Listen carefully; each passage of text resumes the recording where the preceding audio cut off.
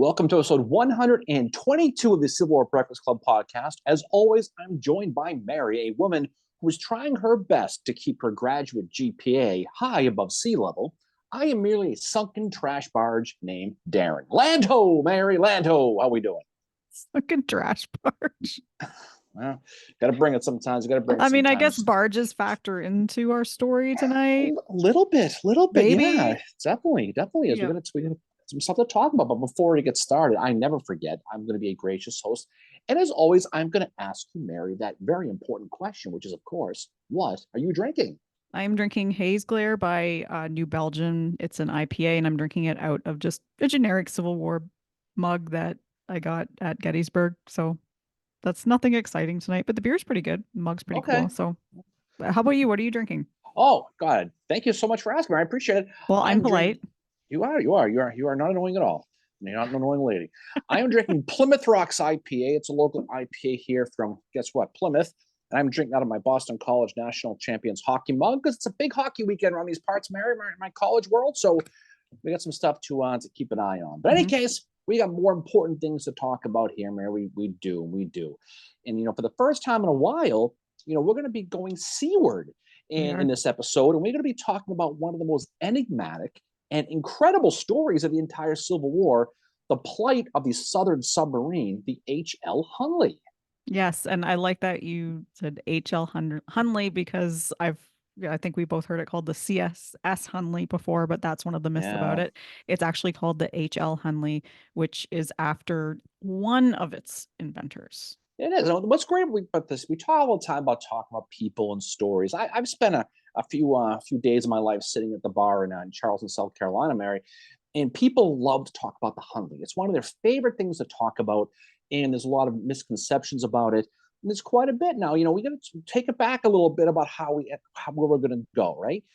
History is going to show that on February 17th of 1864, that this H.L. Hunley will become the first successful combat submarine in world history after it sank the USS Housatonic near Charleston, South Carolina, before vanishing.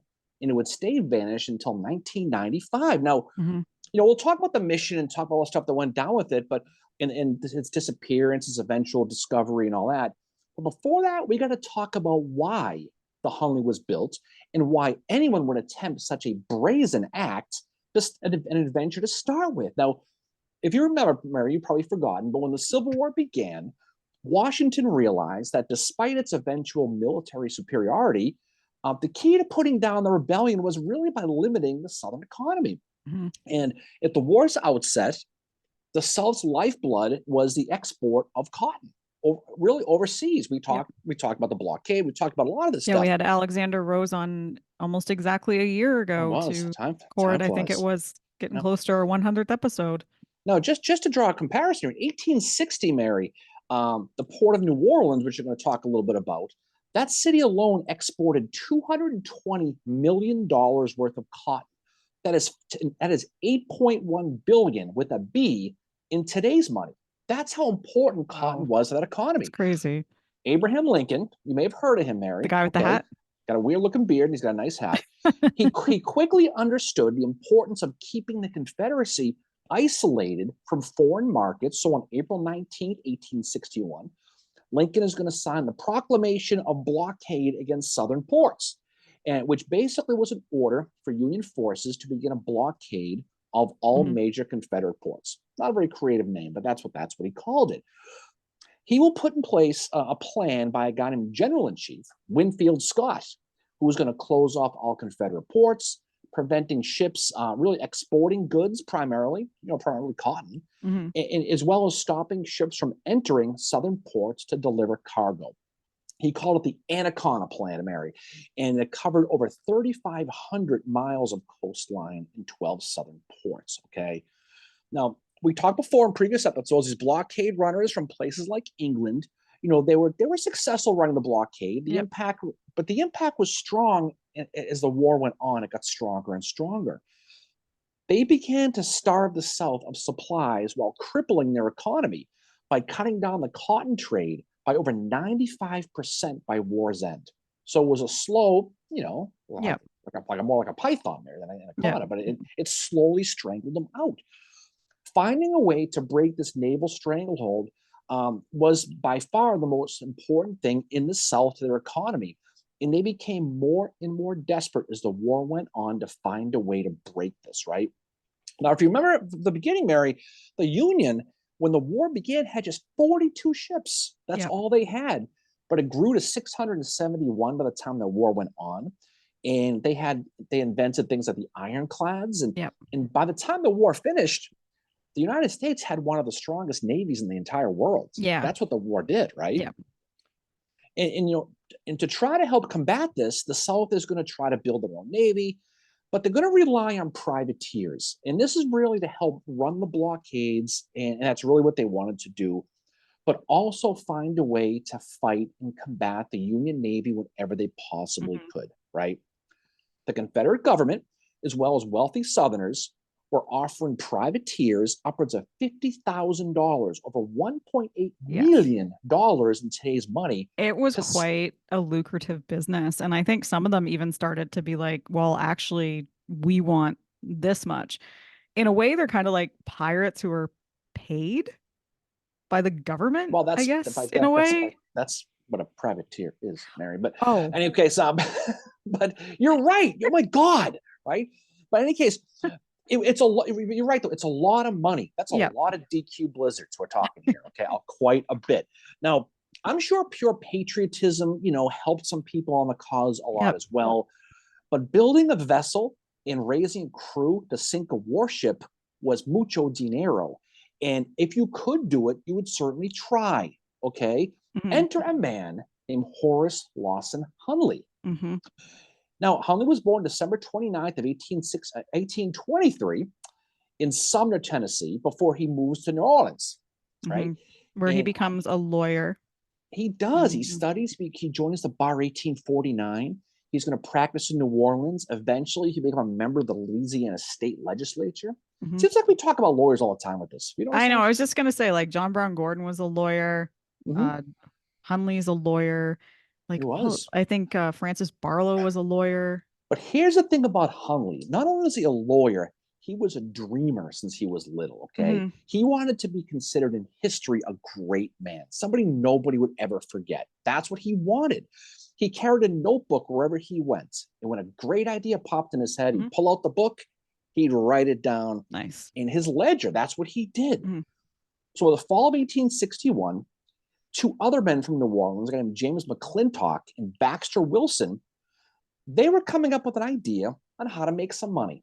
And they're both kind of I guess you could call them tech savvy for their time as well. Like Baxter Watson was a steam gauge manufacturer. So these guys are kind of bringing together their brains and their talents to come up with something that they could invent that would also help the Confederate war effort.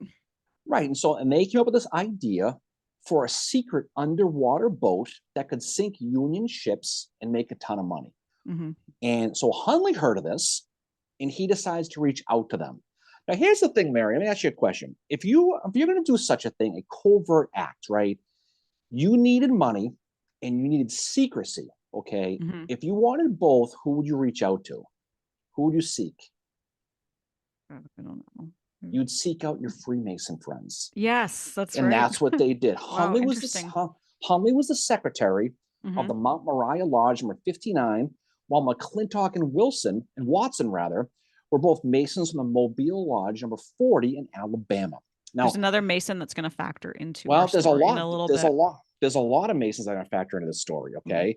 Since all were private citizens, basically, they were basically Masons coming together to bring as many they could in to create the secret plot as time was going on against this wartime enemy, this blockade. As it went on, there are some people in the Masonic world who consider the H.L. Hunley expedition to be the Confederate version of the Boston Tea Party. That's what this thing turned into, right? Hunley, McClintock, and Watson's prototype, they're going to build a boat. It's going to be called the Pioneer. And it was successfully tested in the Mississippi River, as well as Lake Pontchartrain in Louisiana. Now, again, we're not talking about the Love Boat here, Mary. No, This is a tough thing. It's a it's a small very boat. basic bit. I would say it's a very basic bitch boat. Like, and the three of them, when they got together, they had started experimenting. Like, they were looking at steam engines, electricity, all this other stuff, like kind of way ahead of their time. But yeah, this like Pioneer was a three-man boat, and it was considered to be the world's first submarine, really. Well, they're going to test a three-man thing, and they're going to get out there and they're going to test it out, and they're going to actually get a little too close to some Union ships, Hmm. and they're going to ultimately sink it themselves just before it gets caught. They just thought that this thing is not ready. So while this is all going on, don't forget too, the Union is converging on New Orleans, Hmm. right? And all these privateers, they're going to scoot down to Mobile, Alabama to get away from this oncoming Union troops, Hmm. right? In their hands, they have blueprints for a second boat that they don't want to get caught. And they're going to build a second submarine at a place called a Park and Lyons Machine Shop back in Mobile, Alabama. Now, you mentioned before the technology. These guys are Hmm. getting better and better. This new second boat, okay, it's going to be bigger. They're going to need a bigger boat. About ooh, See what I did there, right? Jaws reference. Adding, and this is where they're going to add some more of their friends now, some of their brothers, Thomas Park and Thomas Lyons, to the crew. Hmm. They're going to build a boat called the American Diver, which is 36 feet long and big enough to hold machinery and a larger crew. Okay. Hmm. Now, these engineers at Park and Lyons Machine Shop, they tried to use an electric magnetic engine, to propel the vessel to get it Yeah. going, but of course, they couldn't get it to work Yeah, because this why? is when they Of were trying course, steam and all this other stuff, right? and they just couldn't get it to work for them. So they fall back on the old, the old standby. The hand crank is Yeah. what they put in this thing. And by mid-January of 1863, they were ready to test out this new little boat of theirs, and to try to attack a blockade ship. They're going to give it a shot. Now, of course, it's not going to work. The American Yep. diver is going to sink quickly on its maiden voyage. And although no lives were lost at this one, the second attempt at a submarine failed, and no one really knows where it is. As a matter of fact, it still sits on the bottom of the ocean off the Alabama coastline right now. They never found Interesting. it. I'm surprised they haven't tried to go after it after they found the Hunley. That would be a pretty cool No, find. that is true. But you know what they say, Mary? The third time's a charm. Yes. I've heard that before. It's Okay. like, The with third the time's a Hunley, charm. that is really something. And they're going to bring another Freemason, a guy named William Alexander from the Mobile Lodge, and he's Mhm. going to join the crew, and they're going to work on this new third boat, which is going to become to be known as the fish boat. That's what it's going to be Interesting called. name. Not a lot of creativity. No, No, not a lot of no, creativity. I don't know. The naming department was not full of No, I don't think so. not at all. Now, Alexander, William Alexander, I mentioned, Mhm. he's a mechanical engineer from England, of all places, and he has some military experience. Was a lieutenant with the 21st Alabama Infantry. So they're finally bringing in troops now with this.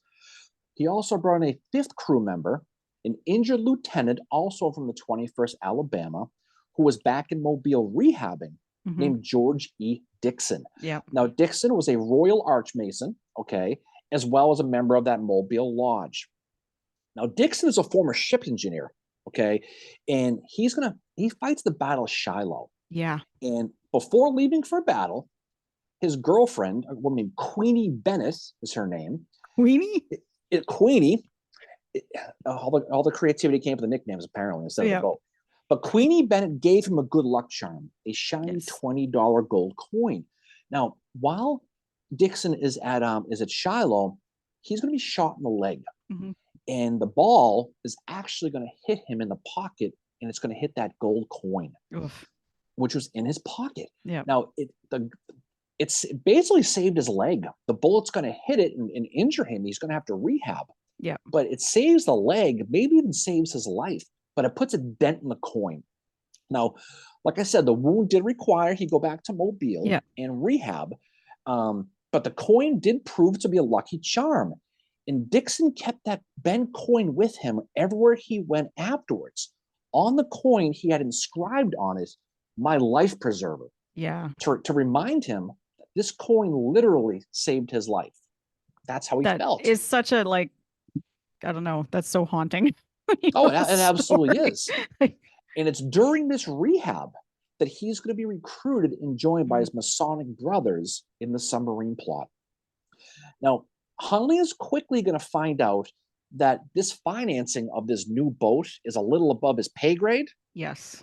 And he's going to need partners, maybe even a life coach. We don't know. Yep. But he's going to basically need to find some more people.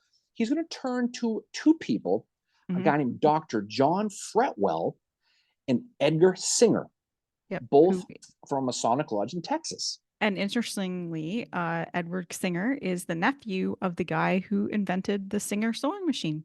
That is true. That is true. So inventions and creativity runs in the family. And these are all, as you said, like they're all Masons and they're all getting together. Like, you know, they're kind of putting, I think they're like very tech savvy, as I said, for their time, that they're able to do all this stuff that has not been done before. Well, the thing about Edgar Singer is not only is he good at sewing clothes, Mary, okay? He's also got a dark side. He's a member of a covert ring of Southerners called the Singer Secret Service Corps. Say that 3 times fast. This secret group basically built and deployed torpedoes in Mobile Bay. The very same torpedoes that Navy Captain David Farragut would later famously say, "Damn the torpedoes, full speed ahead." These are Singer's torpedoes he's talking about. Hunley himself is going to kick in another $5,000, and Singer is going to match the $5,000 to build this third submarine. And they're also going to get an additional $5,000 from members of Singer's Masonic Lodge, a guy named John Brayman, Robert Dunn, and Gus Whitney. Gus Whitney is a relative of Eli Whitney, the cotton gin inventor, by the way. Interesting. So these guys, it's all kind of comes together. Yep. This new submarine, which we said before, originally be called the Fish Boat, was much bigger than the previous 2 vessels. This one was 40 feet long and 4 feet in diameter. Now, the thing about it, it's made from 100% recycled materials, Mary, as the sub was built basically with pieces from an old iron boiler from a steamship. So they recycled back then. That's what they did. There's custom cast iron fittings on it. It's going to be powered by a hand crank. So, and the ballast tanks could be filled with water or pumped with hand pumps for submerging or raising out of the water. So it seems like very basic technology compared to what we have now. But back then it was like kind of a state of the art for it. And it weighs 7.5 tons. As you said, it's very small. It's like, and like inside it's like 4'3" tall. So, and that we're going to get into another myth of the Hunley, and that's that the crew all to be short, which, as we're going to talk about, they didn't have to be, but it's very tiny. You think some of the submarines today, this is like makes the other submarines today seem like the Titanic compared to like what this little thing was. This thing basically looks like a cigar, is what it really does. It's run by 7 men and a commander, and for the most part, you mentioned before, it had 2 conning towers, which allowed the crew to open up for air. With 2 openings. It was about 21 by 16-inch openings. Yikes. No thanks. If you're claustrophobic, you don't want to get in this thing.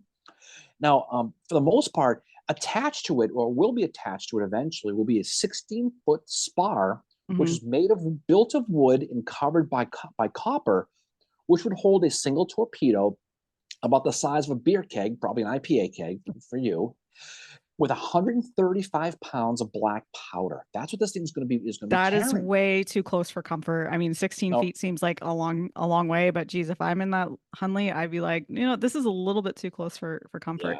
And the average speed of this boat, of course, is going to depend on how fast you can turn the hand crank, is going to be 4 knots or 4.6 miles an hour. So it goes about as fast as the Red Line does in Boston. It's a slow thing. So after a few test runs with this new boat, they're going to hold a demonstration on July 1st of 1863 in Mobile Bay, where this fish boat is going to successfully dive under a coal barge, and they're going to actually sink it with the torpedo, and it's going to work. The boat around this time is going to be renamed the H.L. Hunley after Horace Hunley. They're going to rename the boat. Now, despite this being a privateer boat and not part of the Confederate Navy, and that's important, we mentioned at the very beginning. This is not a Confederate boat. You'll see C.S. Hunley sometimes, which is wrong. This is a privateer boat. This is private citizens who are doing this. This is not the Navy. Now, while they're testing this out, there is going to be a group of rebel officers who are going to witness this demonstration I mentioned. and they were impressed at the Hunley at this invention. Witnessing this Hunley is going to be a guy, Rear Admiral Franklin Buchanan and Brigadier General James E. Slaughter. Mhm. These are Rebs officers who are watching this. Now, the Confederate brass is going to become very intrigued with this new weapon and how it could potentially help this never-ending problem Yeah. of this Union blockade. But they felt Mobile wasn't the place to do it. What they wanted was a bigger stage for this thing to try Yeah. out. Okay, it's more psychological just as well as military now. Now, this is all taking place. You think of the calendar. What's going on in July of 1863, Mary? That's the Battle of Gettysburg as well as the fall of Vicksburg. Right. And so things aren't looking too good No. in the Confederacy at this moment. So the pressure was on Jeff Davis and the Confederacy was really, really tight at this point. And they were looking for anything positive to turn the tide of the war back in their favor. So two of the crew, Gus Whitney, the relative of Eli Whitney you mentioned, and Baxter Watson, they're going to travel to Charleston, South Carolina, and they're going to meet with Lieutenant General Pierre Gustave Toutant Beauregard. Yes. They got the meeting because Beauregard was a fellow Mason as well as a member of the Knights Templar. That's And cool. so that's how they got the meeting with him. So they got the meeting, and Rear Admiral Buchanan, the one who watched the demonstration, had been promoting this thing for a little bit of time now. And he's gonna wire the potential of this boat to Beauregard. He's gonna write, I am fully satisfied it can be used successfully in blowing up one or more of the enemy's ironclads in your harbor. So Beauregard's now he's intrigued now. Yeah. He's going to send a wire to Mobile to the other members, but not not Watson and Whitney. He's going to send to the other ones saying, get your boat up to Charleston ASAP. And that's what he's going to say, literally. They're going to put the Hunley on 2 rail cars, and they're going to send it up to Charleston with hopes that this might be their godsend to break this Union blockade in Charleston. But Beauregard's a cautious fellow, Mary. You know how he is, okay? Before they launch this attack on a Union ship, Beauregard is going to demand that they have a couple of test trials to make sure, hey, wouldn't it be cool if this thing worked before we did it? And that's what he's going to do. Now, initial testing is going to take place, but it's going to be too slow for the Rebs. They want to go. They want to go. So you know what they do? They seize the Hunley, and they make it Confederate Navy property temporarily. They're going to take it, and they're going to put under command of a guy named Lieutenant John Payne. And August 29th, 1863 now, the Hunley is going to be sitting in a place called Fort Johnson, and it's going to be at the dock. And they're going to be preparing for an attack run when something bad goes down there. Yeah. They're going to end up getting trapped inside. It sinks because, and one of the theories, it's not known exactly what happened, but one of the survivors, there's going to be 4 men that managed to get out, 5 drowned. But one of the survivors says that Payne, the captain, he accidentally stepped on the diving mechanism, which caused the submarine to dive while the hatches were still open. That is one theory behind what happened, but no one really knows. But Payne, I think he does survive this as Payne well. Actually, no one knows why it sank. There's a lot of different reasons why they think it sank. But the theory you say, Payne was actually standing on top of the boat when it started to sink. Yeah. And he jumped off when it started to go under. So people think he stepped on something and made it go, and that the hatch was open and filled with water and sank. But for the most part, they didn't really know. But he survives. He's going to survive. Now the Hunley is going to be sitting on the floor of Charleston Harbor for about 2 full weeks. Yeah. And somewhere around this time, Horace Hunley himself is going to arrive in Charleston. He is going to be more pissed than you and me when I take the last beer out of the fridge. And you know what he wants? He wants his boat back. Yeah. He says, I want my boat back. You took it. I want it. He's going to get it. Beauregard says, you know what? It's a death trap anyway. Take this friggin' thing. Yeah, Beauregard wrote a letter at one point saying like how this is worse for us than the enemy itself. Like he was like, this thing is a death trap. It's not going to work. So he's like, this isn't going to work. You could take your little boat back. So with his boat back in his hands, Hunley is going to send for the rest of his crew back in Mobile. back at that Park and Lyons machine shop to come up to Charleston and help Mhm. him fix it. Now, it took until the fall when Horace Hunley was ready to put the Hunley back to sea again, right? October 15th, 1863, um, Hunley is going to schedule another test of this boat in Charleston Harbor. He's got it fixed. He thinks he knows what's going to happen. So he has a plan. Yeah. He planned to dive below a boat called the CSS Indian Chief. Which is That going to was figure prominently in the right. final That was it was voyage. it was it was on the harbor, and it was gonna merge from the other side. And Hunley is going to basically personally captain this boat along with 7 sailors. He needs to sail it, but Hunley is going to be, you know what? It's my boat. I'm going to captain this Yep. one this time. I'm Yep. going to do it right. The Hunley leaves. It goes underwater under that Confederate Indian chief ship. Everyone's waiting for it to come up. Guess what happens? It It doesn't doesn't come come up. up. It doesn't They come never see it up. again. It vanishes. Yep. It, So it disappears for almost 3 full weeks. yep. And they find it obviously buried in the mud at the bottom of the harbor on November 7th. And it's like Now, nose down. And they have to use chains and ropes to hoist it to the surface and place it back on the dock. And the bodies were still on the ship. And when they found them, they did record what, like, they wrote down what they saw. Thomas Park was found with his head in the aft conning tower. Hunley was still clutching a candle in the forward conning tower. mhm. And rescuers reported that the forward ballast tank had been left open, which allowed it to fill with water. So again, it's another like just accident basically happened. And it was theorized that this time that Hunley himself might have forgotten to close the valve, or he had lost the wrench because it was found close to it and he might have just lost the wrench and didn't wasn't able to close it in time. And the keel weights had been partially loosened, which it's theorized that the crew realized they were in danger but did not have time to save themselves. So these guys unfortunately all drowned. So they went underwater, for lack of a better phrase, forgot to shut the window, Yep. and it sank. And Yep. and the thing that's important is the condition that they were clearly, the men all drowned. They were Yep. clearly trying to find.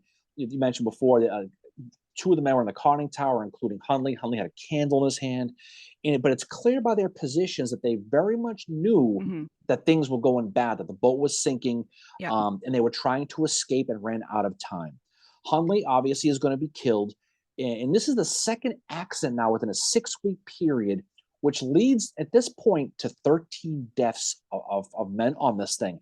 And it's one of those things that's Hunley it's sad because, like I said before, this is a guy who wanted to be great, kept Yeah. notes everything he did. He's going to die clutching a candle, drowning in a boat that he tried to create Yeah. to help save it. It's just the irony and the sadness of a lot of it's bad. But again, this did not mean the end of the Hunley. The surviving men, either for credit to him or respect for Hunley, or who knows why, probably the money, Yeah. they wanted to try again. Yeah. If you can't succeed, keep trying again. And they wanted to make sure that if they can make it just a few alterations and make it a little safer, they could try again. So George Dixon Mm-hmm. and William Alexander, they're going to actively to try to do this again, and they're going to use that Singer torpedo. They're going to attach it to that 16-foot spar we talked about, and they're going to ram it into a blockade ship, and they're going to Yeah. blow it up. And that's what they're going to do. And it's one of those things. But for whatever reason, Beauregard, he's He's he so just he's so he just reluctant. he is, but he basically, he says, all right, here's the He's deal. kind of like, okay, Okay. fine. He's like, we'll do it again, but here's what you got to do. You can't go underwater anymore. Yeah. So if you're going to use this boat and you're going to blow up the ship, you got to stay on the surface. Okay. You can't go underneath because no more. You've lost 13 guys. This is what we're going to have to do. Yeah. So Dixon, I'm going to go, yes, that's what they're going to do, is now the captain of the Hunley crew, obviously due to Horace Hunley's death. And he's going to agree to this terms, and he's going to begin to put a new crew together. Yeah. And to prepare for this new mission, Dixon and his crew are going to work relentlessly from mid-December of 63 until the end of January of 1864. Yeah. And they're going to run several test runs at this point to make Yeah. sure this thing And they're works. actually prevented from doing it sooner because the seas were so rough that January that they couldn't get out. And there's a letter that Dixon wrote where he's, basically like bored and saying like, God, are the seas ever going to be okay for us to be able to do this? But as you said, they're running like, test runs with it and stuff. And it's finally on February 17th that they have this, like the sea is calm and they're like, oh, we can finally do this now. They finally can. And sitting offshore and wearing a huge target on its back was the USS Housatonic. Now, this is one of the Union's best warships. And during this Corvair's test run, the Hunley literally got so close to the Housatonic that they could hear the Union men Mhm. singing on the Yeah. deck. Rumor has it they got there late on a Friday night. They were singing "Call Me Maybe." That's what I heard. I don't know, Oh but my that's what God. I heard. And Dixon wanted to attack, but to your point, the water was a little choppy, Yeah. so they wanted to. It was a little too dangerous, so they started to get a little more frustrated. And he's going to write to his friend around then. This is Dixon now. To catch the Atlantic Ocean smooth during the winter months is considerable of an undertaking, as one that I wish to never undertake again. They're getting Yeah. frustrated. Yeah. Now, he knew that he'd have to wait to make his chance. And meanwhile, this Housatonic is still sitting offshore, just begging to be attacked. Hmm. Now, the thing about the U.S. Housatonic, it's one of those ships that's blocking Charleston Harbor from supplies, but it's Yep. also shelling the city. This boat had a crew of 160 men. It had 11 guns, including a 100-pound Parrott rifle. It was built in Charlestown Navy Yard here in Boston, Mary. I don't know if you know That's that. cool. It's a Boston boat. And for the most part, it was launched on September 11th of 1862 for Charleston, South Carolina, where it menaced the city from the day it Yeah. got there. And it's gigantic. I mean, especially compared to the Hunley, like it's 207 feet long and 38 feet wide. Like it's a gigantic boat. So it would be, literally, figuratively, huge thing if the Hunley Yeah, could bring this ship yeah. down.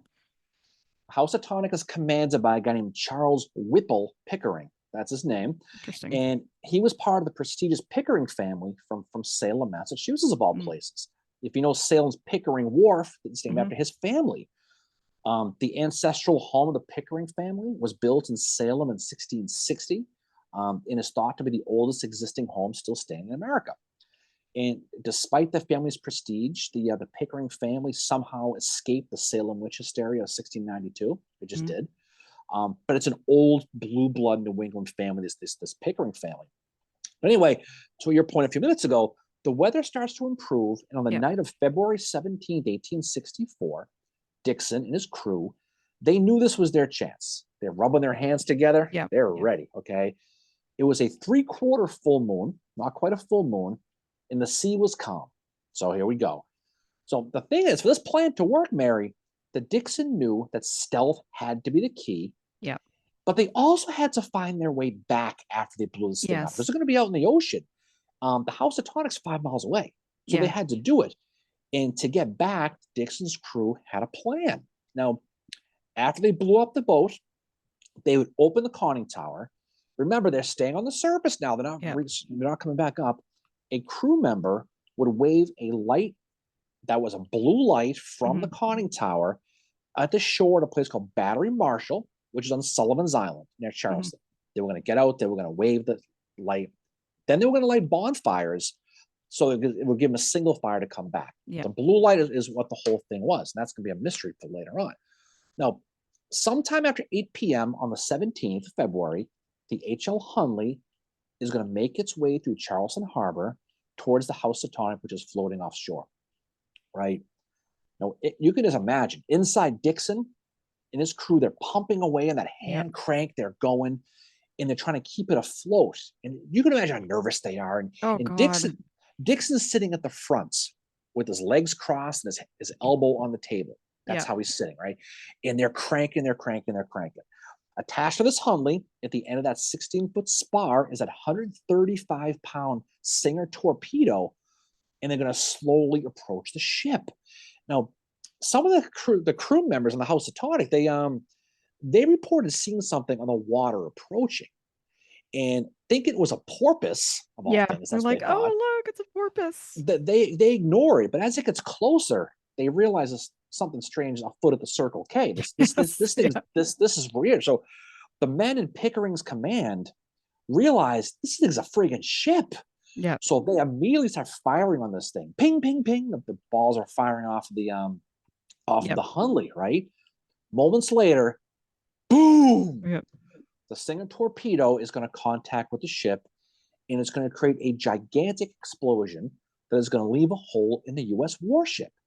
It sank in less than 5 minutes. Yeah, That's it how was quick. fast this thing went down. But there was It killed. only 5 of the crew drowned, It did. unfortunately. The remaining 155 were hanging on for dear life Yep. as it was sinking down.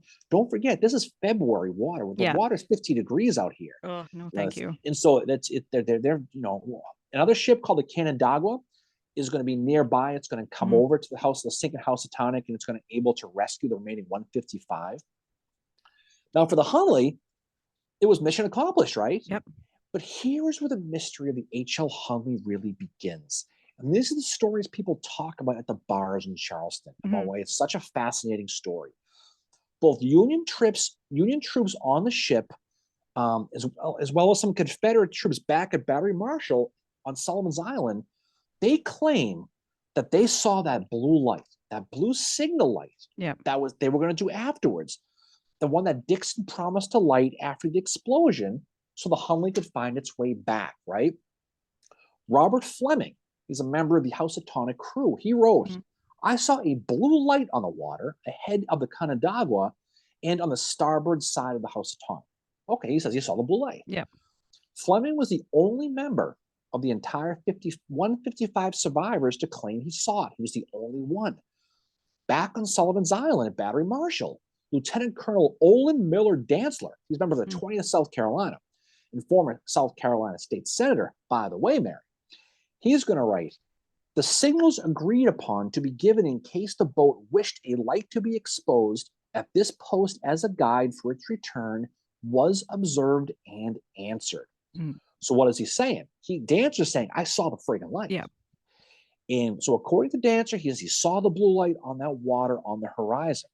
Dantzer, by the way, is going to be killed 4 months later by a canister ball by Company L of the 1st Connecticut Heavy Artillery. He ain't going to make it. But this is where he is at the time. Now, like Fleming, Dantzler was the only Confederate who reported seeing it. But he claims that they lit the bonfires on the shore, but the records show no fire was ever lit. So who the hell knows what he's thinking, right? Yeah. A man named Jacob M. Cardozo, the editor of the Southern Patriot Evening News in Charleston, he basically corroborated Dantzer's story. That's what that initially. But then he writes in 1866, the officer in command told Lieutenant Colonel Dantzler when they bid each other goodbye that if he came off safe, he would show 2 blue lights. The lights never appeared. Yeah. So regardless of what the story was with these lights, who the hell knows? But the H.L. Hunley is not going to see the light of day again for 136 years after this night. And it's actually, I didn't realize this. I don't know why I didn't know this, because Clive Cussler is one of my favorite authors. He is the man that in 1995 on May 3rd, he is going to find the Hunley after 15 years of searching. And for those who don't know, Clive Cussler writes adventure novels. He wrote Raise the Titanic, Sahara, Atlantis Found, whole series, created the character Dirk Pitt. He's the founder of Numa, which it's escaping me for what that is, but it's basically salvage operations and finding lost shipwrecks. And obviously the man he passed away a few years ago. Man had a ton of money, but his books are excellent. And they've usually got some history in them, but he's the one that finds this, finally finds the Hunley. And when they find it, it's on its starboard side with the bow pointing almost directly toward the Housatonic wreck. And Sullivan's Island, and it's in a position where it looks almost like it's heading home.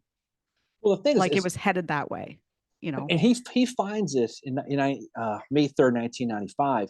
And you mentioned they've been looking at it for 15 years. Yeah. But they've been looking for this boat since the day they Oh, yeah, exactly. Yeah. The Union Army, for the most part, the Union Navy, began searching for this strange boat almost immediately. And they came out empty. After the war, empty. They could never find it, and he's going to use a magnetometer, and he's going to find it. And it's a fascinating story because they find the boat. They dive about 30 feet in the water. Yep. And the thing where it surprised them was where the boat was found. They've Yeah. been looking in the harbor because they assumed it blew it up and they sank on the way back. It was actually seaward, Yeah. away from in between, between the House of Tonic, what was left of it, in France. I mean, it was out there. Yeah. But so it was in the ocean, so it drifted. It was 300 meters east of where the explosion was, where it was ultimately found. And considering where it was found, the Hunley clearly drifted out to sea before it sank and got buried.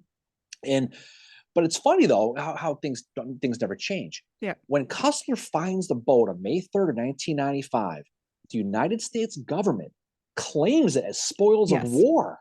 What the hell? Yep. But what they want, and they do that because they want to make it public property. They Yep. want this boat to be recovered, and they want it to be put on display somewhere. They don't And want it to be also a private collection. it's a grave too. Like they're suspecting at that time, turn out they're Well, right. that they They're they right. weren't worried. Good. They weren't worried. They Yeah. weren't worried much about that. Well, They that wanted was one of the things I read about it, was that, like, if there are bodies on it, then, we right. don't want it to be looted. We don't, like, do we make it into a grave and keep it down there? But no, as you said, they decide they want to display it. And yeah, one of the things was who owns it, and the U.S.'s government is like, Right. we do, it's ours. So recovering it became a very important thing, and became really a difficult task, as it required assistance from the U.S. government. Mm-hmm. And the guy who answered the call was from a South Carolina state senator named Glenn McConnell. He's Mm-hmm. the guy who finally decided to do it. McConnell, by happenstance, is a member of the Sons of the Confederate Veterans, Mary, and has always been an advocate of flying the Confederate flag in South Carolina. Mm. But was ironic because he was the one with Governor Nikki Haley who had it taken down, the Confederate flag in the state capitol in Interesting. 2015. So he kind of went the other way on Yeah. that. But McConnell helped negotiate the contract, helped raise the Hunley, and an agreement was signed, but with a local businessman named Warren Lash. Mm-hmm. And the work was basically, they work with the Department of the Navy as well as the National Park Service. It's international because they had, like, the Department of Natural Resources and Oceaneering International involved as well in it. Okay. Yeah. But they're going to all come together for this plan to raise the Hunley. And because it's been underwater for over 135 years, obviously it was fragile. So breaking Mm-hmm. this thing up was a very big possibility. Divers are going to dig it out, and then a large truss is going to be lowered, and they're going to basically, like a big magnet, they're going to stick Yep. it on top of the Hunley that's 30 feet deep, and they're going to kind of slowly bring it up, right? Now, this is taking place on August 8th, 2000. We're not talking 200 years ago here. No. August 8th, 2000, this thing happens. It's national news. All the locals are going to flood to the docks to watch the Hunley come out of the ocean while the work is being done in the distance. And after a few pucker effect moments from the crew that's out there, the Hunley is going to finally emerge from the water and is to be placed on a transport barge and brought to the Warren Lash Conservation Center and placed in a tank containing 75,000 gallons of fresh water to preserve it. So they get the boat in there. The next task is to open the Hunley and find out what's inside. And what they found actually shocked them to a point where it created a mystery that is still being talked about today. Yep. They're going to find the remains of the 8 crew members all at their stations. They're going to be sitting, unlike the previous one where they were running for their lives, trying to help open the conning towers, these people were frozen in time. Mm-hmm. They were skeletons, but they were literally had their hands, the 7 men, their hands on the hand cranks.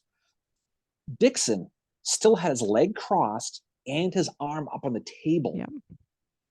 And they could not believe it was like someone just made them skeletons, but took a snapshot exactly where they were. They're basically frozen in time, other than, as you said, being skeletons. And so obviously they have to take these guys out because they do bury them in April 17th, 2004. They are all buried. But before that time, they do research because not a lot is known about some of these guys who were on the crew of the Hunley. But you know what's cool about this though is when they started getting the bodies out, they had to take it with silt, they had to clean them out.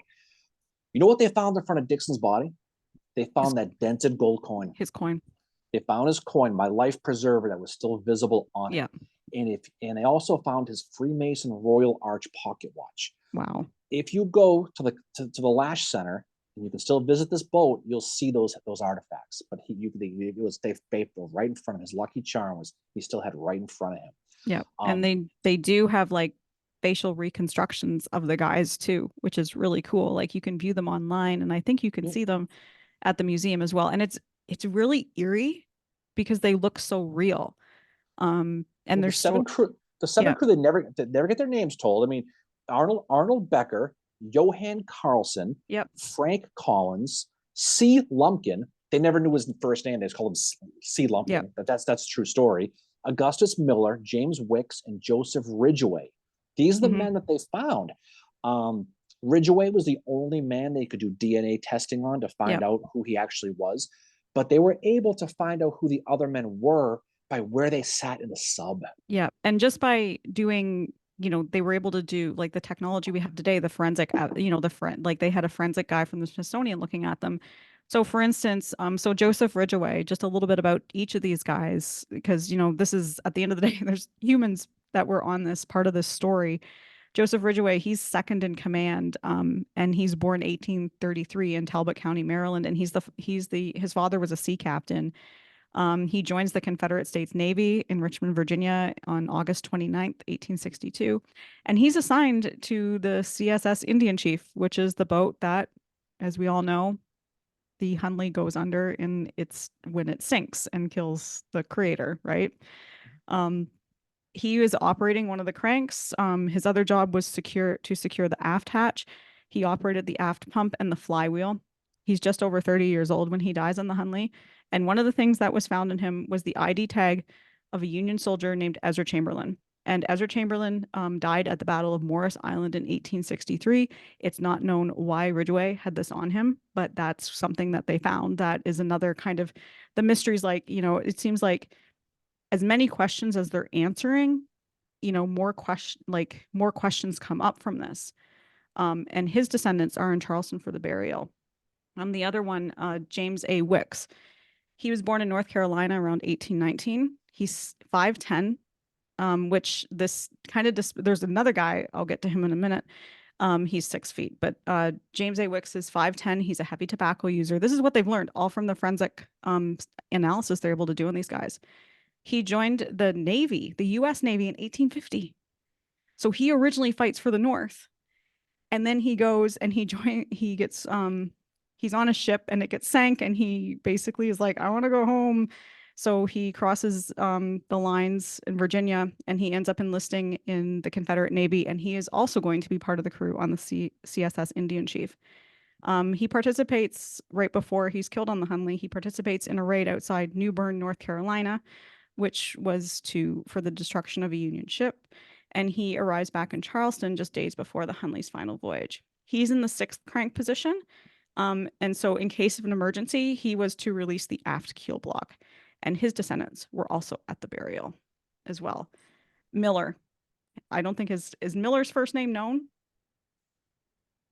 Yeah, it was I think Augustus. Augustus Miller. Okay. Yeah. He's the most elusive member of the crew. He stands 5'8" tall. He's from Europe, but he had been in America for a relatively short period of time. He's probably one of the older crew members, between 40, 45 years of age. Just from the forensic analysis they did, it was he led quite a harsh life. He'd had evidence of fractures on his ribs, legs, and skull. He was a heavy smoker, and he was suffering from the beginning stages of arthritis. He carried a wooden pipe with him, although couldn't smoke it on the Hunley, but it was found when it was excavated. It was still with him, and he's in the fifth crank position. And then you have J.F. Carlson, again, another European. He's between 20 and 23 years old when he's on the Hunley. He's 5'10". He's a helmsman on the boat Jefferson Davis for a while. And then he was with the German artillery when he's recruited to be on the crew of the Hunley. And he's in the fourth crank handle position. And then Frank Collins, he's 6 feet tall. So this is really what breaks the myth of that the crew all had to be short in stature. That this guy is like, he's having to go into this like little boat that's like only 4 feet tall and he's 6 feet tall. He mans the third crank. And he had tailor notches in his teeth, meaning that he used his teeth for some activity involving like needles. So he could have worked with shoes or clothes or something like that. It's not really known. It is known he's from Virginia and was raised in Fredericksburg. And he sat in one of the most dangerous positions on the boat, apparently. Lumpkin, or C. Lumpkin, Mhm. where they definitely know his last name. He's probably the oldest crew member. He stands around 5'7", probably about 45 years old, most likely born in Europe. His main duty was just cranking the handle to help power the boat along. And he also had worn notches in his teeth, which was evidence of him smoking a pipe. And he always carried it with him. Obviously, like the other guy, you can't smoke it when you're on board the Hunley, but he had it with him. And found next to him were also a sewing kit and a pocket knife, which are believed to be his. He's also had been a crew member on the CSS Indian Chief. And then Arnold Becker, as you mentioned, not much is known about this guy, but he joined the Confederate States Navy. He worked on a boat called the General Polk, which the crew had to set it on fire because it was going to be captured and they didn't want it to be captured. He stood around 5'5" and was around 20 years old. He's third in command, and he's seated directly behind Dixon. And he operated the bellows and the snorkel tubes, which was like the Hunley's air circulation system that allowed the crew to breathe. And he also managed the forward pump. And he had to check the valve positions and empty the forward ballast tank if it was needed. So these guys all had different jobs that they did. And we've already talked a lot Yeah. about Dixon, who was the captain. He's found with that gold coin. But the other thing they discovered that there was enough of him left, which sounds really bad, to see that he definitely had been wounded on his thigh.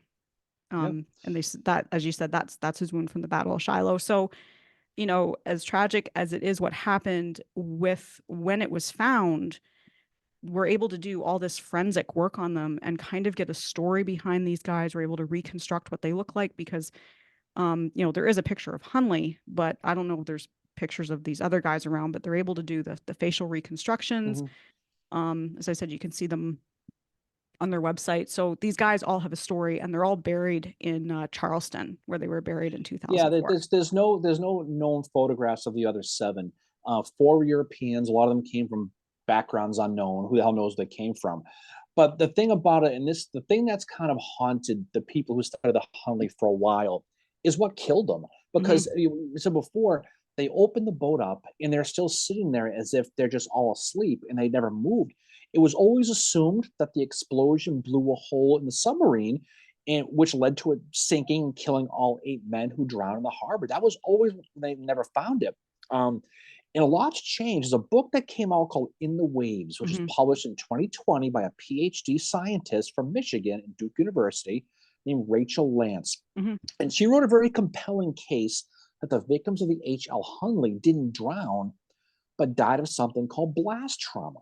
Yep. So she lays out the case, and it says that when that 135-pound torpedo exploded, the blast waves basically killed the men almost instantly where they sat, and the current floated the Hunley seaward, where it was Yep. eventually found. But this, considering there was no evidence of any trauma, of any crew member trying to open the conning tower, trying to escape, it seems to make as much sense possible.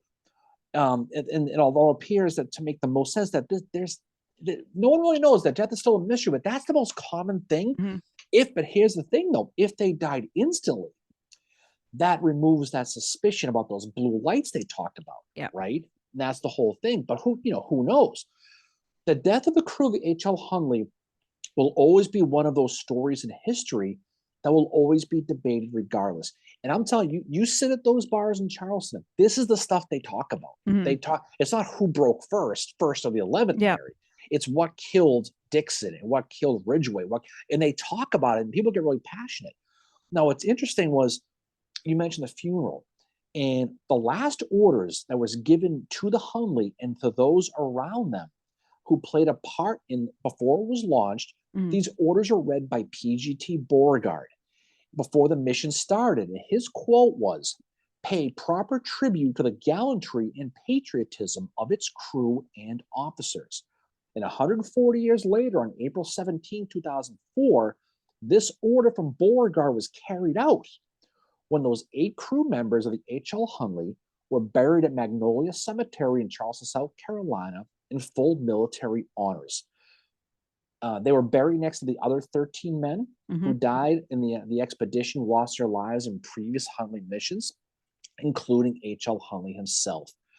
The funeral procession that day in Charleston, there was 50 Freemasons in the procession from That's so Alabama cool. and South Carolina, as well as hundreds of other Masons lined up the streets for this funeral. Brother George E. Dixon was giving a full Masonic funeral, which was performed by the master of the Mobile Lodge number 40, a guy named Wayne E. Simon, using the funeral rite published by the Baltimore Masonic Convention of 1843. If you know what that is, you know what Very that cool. is, okay?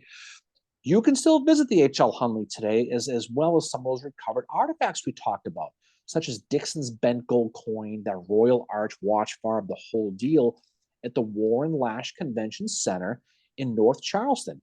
They do tours on weekends. Definitely go and check it out. Mhm.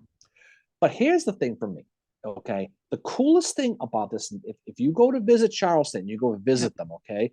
One of the coolest things you'll ever that is attached to this story, in my opinion, is if you go down to Battery Marshall on Sullivan's Island every year on February 17th at around 8:30 p.m., and you look out in the harbor, you'll see a really cool reenactment. Every single year on that date and at that time, a small boat goes out to the site of the sinking of the USS Housatonic. And you know what they do? They raise that blue light. That's so They, cool. they raise the blue light that it's visible for all to see on the shore. Whether or not the crew actually was able to give that final signal, it isn't known. But Charleston makes sure every single year on that date that a blue light is seen on the horizon to honor those who lost their lives in the H.L. Hunley. It is one of the coolest things you'll ever see if you go That's see so it. cool. That's very, very cool. But it's a great story. You know, it's one of Mhm. those ones that it's one of those ones you go to, especially if you go to a place like Charleston. They'd love to talk about it, but it's fascinating and it's a mystery, and it's great they finally found it, because up until the mid 90s, um, it fell off the planet. Yeah. And And so, there's and yeah, and I was gonna say they're still researching these guys too, trying to find whatever they can about them from genealogy records, from census, and as more stuff, as they find more stuff, they can find out more about these guys to tell more of their story. Like some of them, we don't know a lot about them. We don't even know where they were from. We just know that they weren't, a lot of them were Europeans and all that, but it's still interesting. And definitely, I haven't read it yet, but I want to read Rachel Lance's book. I read a paper that she wrote. And in that paper, she talks about all the experiments they had to do to come to this conclusion that they had died. Basically from it's like a percussion, like the medical term for it is lethal pulmonary trauma, which basically does nothing to your skeleton, but it's just like your heart just stops.